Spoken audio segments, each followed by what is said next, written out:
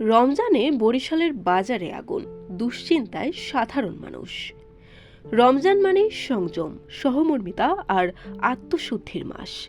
কিন্তু পবিত্র এই মাসের শুরুতেই বরিশালের বাজারে যেন ভিন্ন চিত্র। দাম বাড়ার দৌড়ে নিত্যপণ্য। ইফতারের প্রধান অনুষঙ্গ খেজুর এখন সাধারণ মানুষের নাগালের বাইরে চলে যাওয়ায় আশঙ্কা তৈরি হয়েছে।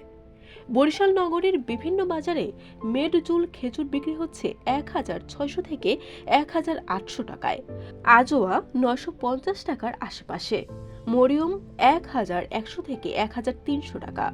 অথচ আমদানি খরচ বিশ্লেষণে দেখা যায় এসব খেজুরের দাম এতটা হওয়ার কথা নয়।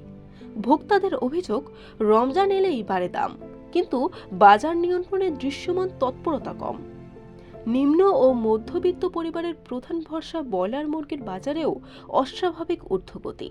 মাত্র ৩ দিনের ব্যবধানে কেজিতে ২০ থেকে ৩০ টাকা বেড়ে এখন বিক্রি হচ্ছে ২০০ থেকে ২২০ টাকায়। সোনালী মুরগি ৩৩০ থেকে ৩৫০ টাকা। ২ সপ্তাহ আগেও এর দাম ছিল অনেক কম।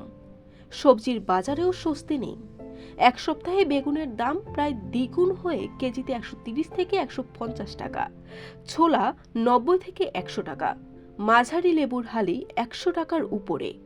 এদিকে ভোক্তা অধিকার ও পরিবেশবাদী সংগঠনগুলো বলছে, নতুন সরকারের জন্য এই রমজান এক বড় পরীক্ষা। বাজার সিন্ডিকেট নিয়ন্ত্রণ, নিয়মিত মনিটরিং এবং দৃষ্টান্তমূলক শাস্তির দাবি জানানো হয়েছে। আগে যে টাকায় খেজুর, ছোলা, মুরগি আর কিছু ফল কিনে বাসায় ফেরা যেত, এখন সেই টাকায় সব কেনা সম্ভব হচ্ছে না। সারাদিন রোজা রেখে ইফতারের সময়টুকু যেন একটু ভালো কাটে, এই চাওয়াটাও এখন হিসাবের ভিতরে আটকে যাচ্ছে। বরিশাল.নিউজ।